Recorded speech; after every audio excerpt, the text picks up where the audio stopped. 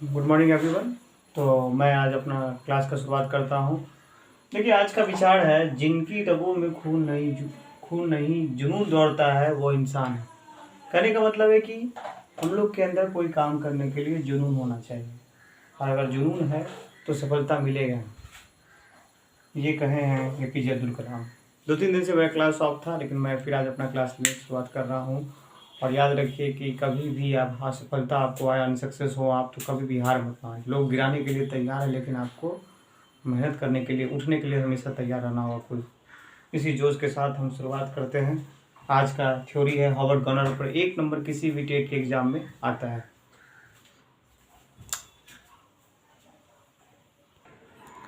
अब देखिए, हार्वर्ड गॉर्डनर ने कहा कि किसी व्यक्ति में, कोई भी व्यक्ति में ऐसे 8 प्रकार का बुद्धि होता है, और 8 प्रकार के बुद्धि में कोई एक बुद्धि किसी न किसी में रहता है। जैसे कोई व्यक्ति भर्बली रूप से अच्छा होगा, कोई व्यक्ति मतलब भाषिक रूप से अच्छा होगा, भाषा पे उसका पकड़ होगा, या फिर वो भाषा में अच्छा होगा, या तो वो अच्छा कवि बन सकता है, अच्छा लेखक बन सकता है, कोई लिखने में अच्छा होगा, या कोई बोलने में अच्छा होगा। तो लिंग्विस्ट मतलब भाषिक, बहुत सारा भाषा पे उसको जानकारी होगा, इंटेलिजेंस, उसमें जन्म से ये गुण होगा। तो ये भड़बड़ हो गया। जेनेटिक भी हो सकता है। दूसरा है म्यूजिकल।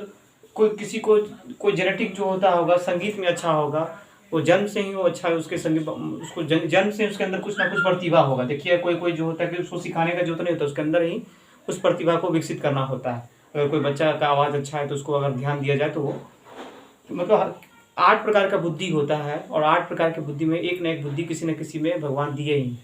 उसके बाद कोई लॉजिक में अच्छा होता है, किसी को तर्क करने अच्छा से आता है, कोई बात पे वो अच्छा बोल लेता है, अच्छा तार्किक होता है, हर रीजनिंग में अच्छा होगा, मैथ में अच्छा होगा, अच्छा वो मैथमेटिशियन हो सकता है, अच्छा वो साइंटिस्ट हो सकता है। मतलब 8 प्रकार के बुद्धि में से कोई ना कोई बुद्धि जो है किसी न किसी रूप में भगवान किसी न किसी को देते ही हैं।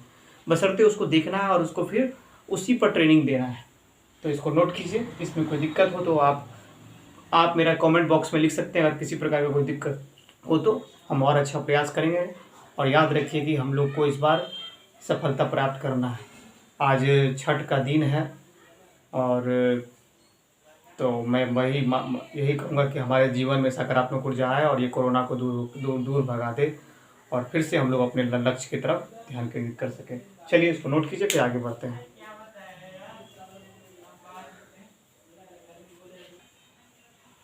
अब देखिए, कोई जोड़ता है स्पिरिचुअल इंटेलिजेंस। क्या हो गया? कोई स्पेस देख के जो है, कोई स्पेस देख के, स्पेस का जानकारी होता है तो बोलता है कि स्पेस देख के वहाँ पे वो क्या एडजस्ट होगा, वो अंतरिक्ष स्पेस देख के पता लगा लेगा कि वहाँ पे क्या चीज़ होता है। तो वो एक अच्छा आर्किटेक्ट बन सकता है, इंजीनियर लोग, वस्तु लोग जो घर का डिजाइन वगैरह करते हैं, या अच्छा स्कल्पटर बन सकता है, अच्छा मूर्तिकार बन सकता है। मतलब वो स्पेस देख के वहाँ पे कोई चीज़ का निर्माण कर सकता है। ये भी जेनेटिक होता है, या फिर बच्चे में अगर ये चीज़ गुण अगर नेचुरली है तो उसको इस पर ध्यान देना चाहिए और उसको उस क्षेत्र में बढ़ाना चाहिए। ठीक है, इसको नोट कीजिए, फिर हम आगे बढ़ते हैं। मतलब स्पेस देख के। क्लियर है? चलिए, क्लियर है ये वाला चीज़? नोट कीजिए। अब देखिए, कोई किसी का बॉडी काइनेटिकली इंटेलिजेंट, मतलब किसी को अपने शरीर पर नियंत्रण होगा। कोई शारीरिक रूप से अच्छा, उसका शारीरिक ढांचा होगा, अपने पूरे शरीर पर नियंत्रण होगा। जैसे कोई स्पोर्ट्स पर्सन ले सकते हैं, जैसे महेंद्र सिंह धोनी, विराट कोहली, ये लोग अच्छे स्पोर्ट्स पर्सन हैं। फिर कोई सर्जन, मान लेते हैं कबीर सिंह का उदाहरण ले सकते हैं, अच्छे सर्जन। मतलब कोई किसी को हाथ पे नियंत्रण होगा, पूरे शरीर पर नियंत्रण होगा तो अच्छा सर्जन बन सकता है। कोई देखिएगा कि बचपन में हम लोग सब हाथ छोड़ के साइकिल चलाए हैं, तो अपने उस पर क्या होता है, पूरे शरीर पर नियंत्रण होता है, तो राइडर्स हो। तो ये सारा चीज़ जिसको अपने पूरे शरीर पर नियंत्रण, एक अच्छा स्पोर्ट्स पर्सन बन सकता है। जो शारीरिक रूप से अच्छा है तो एक अच्छा स्पोर्ट्स पर्सन बन सकता है। खेलने में अगर अच्छा है तो उसको उस पर ध्यान देना चाहिए। ठीक है, इसको नोट कीजिए।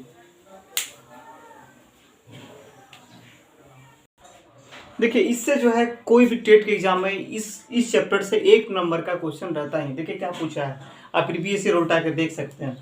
इंटरपर्सनल मतलब जो दूसरे को देखकर उसके अंदर के बात को जान जाता है, उसको हम बोलते हैं इंटरपर्सनल। ठीक है, इंटरपर्सनल इंटेलिजेंस। मतलब दूसरे के अंदर को देख के वो उसकी बात को जान जाता है, जिसको साइकोलॉजी भी बोलते हैं, अदर पर्सन। मतलब दूसरे के अंदर क्या चल रहा है उसके अंदर उसको देख के वो बात जान जाता है। इंट्रापर्सनल मतलब हो गया जो अपने आप को जानता है। जैसे महात्मा बुद्ध ले लिए, अपने अंदर के आत्मा को जाने, उनको जब ज्ञान प्राप्त हुआ, मेडिटेशन बोल सकते हैं आप। तो ये हो गया सेल्फ अपने आप को जानना, जो अपने अंदर के अपने को जानता है उसको हम इंट्रापर्सनल बोलते हैं। और इंटरपर्सनल मतलब जो दूसरे के भाव को देखकर, दूसरे को देखकर उसके अंदर क्या चल रहा है उसको वो जान जाता है, उसको हम बोलते हैं इंटरपर्सनल। जो अपने अंदर क्या चल रहा है उसको इंट्रापर्सनल करते हैं। यही इंट्रा मतलब अपने अंदर को जानना, इंटर मतलब दूसरे को के अंदर क्या चल रहा है उसको जानना। जैसे महात्मा बुद्ध ले लीजिए, और अगर आप किसी दूसरे व्यक्ति को देख के उसके अंदर के क्या चल रहा है वो जानकारी कर लेते हैं, तो ये चीज़ ये बहुत इंपॉर्टेंट है। इससे 1 नंबर कोई भी टेट एग्जाम में रहता ही है। इसको नोट कीजिए, फिर आगे बढ़ते हैं।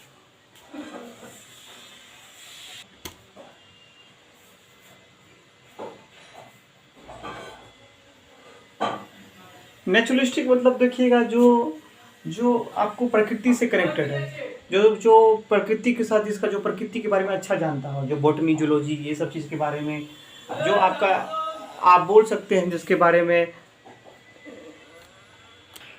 यानी आप कह सकते हैं जैसे कोई नेचर के बारे में, या आप उसको कोई जूलॉजी का ज्ञान ज्ञाता हो, चाहे बॉटनी का ज्ञाता हो, पेड़ पौधा को देख के उसके बारे में, पेड़ पौधा को कैसे सींचना चाहिए, कैसे उसमें क्या देना चाहिए जो डेवलप होगा, ये सब चीज़ में जो रुचि लेता है उसको हम लोग, जो प्रकृति से जिसका लगाव है, जो नेचर के साथ उसको अच्छा लगता है, वो आगे चलकर साइंटिस्ट बन सकता है, या फिर नेचर प्रकृति के रूप में कुछ हम लोग को बता सकता है।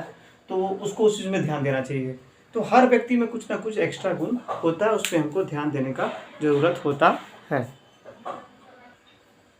अब कुछ ऐसा होता है जो संसार के बारे में, जीवन के बारे में, मृत्यु के बारे में जो अच्छा से जिसको जानकारी होता है, वो बाहरी रूप अस्तित्व बुद्धि मतलब जिसके अंदर बुद्धि हो, और जो बाहरी रूप से अंदरूनी रूप से ज्ञान का पता लगाता है वो आपका एक्सटेंशन हो जाता है। किसी को ज्ञान हो जाता है ना जीवन मरण का, वो हो गया एक्सटेंशन में आता है। ठीक है, इसको नोट करेंगे। अब क्या होता है कि हम कोई चीज़ पढ़ाते हैं तो उसको क्लासरूम में कैसे अप्लाई करेंगे, तो सीधा सा बात है, एजुकेशन इम्प्लीकेशन मेरा मतलब है कि ये जो थ्योरी पढ़े हैं इसको क्लासरूम में, अगर कोई व्यक्ति ड्राइंग में अच्छा है तो उसको उसके लिए अलग से उसमें व्यवस्था करेंगे, कोई व्यक्ति संगीत में अच्छा है तो उसको संगीत के लिए व्यवस्था करेंगे। तो यानी कि हर व्यक्ति में कुछ जो प्रतिभा, कोई बोलने में अच्छा है तो उसको अच्छा स्पीकर बनाने का प्रयास करेंगे। तो ये क्लासरूम में हर व्यक्ति में, यानी कि बच्चा जो होता है इंडिविजुअल मतलब व्यक्तिगत, डिफरेंस हो तो अलग, हर व्यक्ति में कुछ अलग अलग गुण होगा, उस पर ध्यान देने का जरूरत है। कोई ड्राइंग में अच्छा है, कोई बोलने में अच्छा है, किसी का हैंड राइटिंग अच्छा है, कोई स्पेस देख के अच्छा बना लेता है ड्राइंग वगैरह, या फिर कुछ अच्छा क्रिएटिव कुछ घर वगैरह बनाता है। तो उस सब पे ध्यान देने का स्कूल को ज़रूरत होता है, और घर के गार्जियन को भी ज़रूरत होता है। ठीक है, बस आप लोग मेरा मनोबल बढ़ाते रहे, फिर मेरा, और मैं इसी तरह अपना वीडियो बनाता रहूँगा। और मेरा यही है कि आपको टेट का बेहतरीन तैयारी मेरे चैनल पे आपको मिल जाएगा। ठीक है, तो हिम्मत नहीं हारना है, अपने लक्ष्य की तरफ केंद्रित करना है। चाहे कोई कुछ भी बोले, अपना मोटिवेशन आप खुद हैं, कोई आपको जगा नहीं सकता जब तक आप खुद नहीं जगना चाहें। ठीक है, तो इसी जोश के साथ जय हिंद, जय भारत।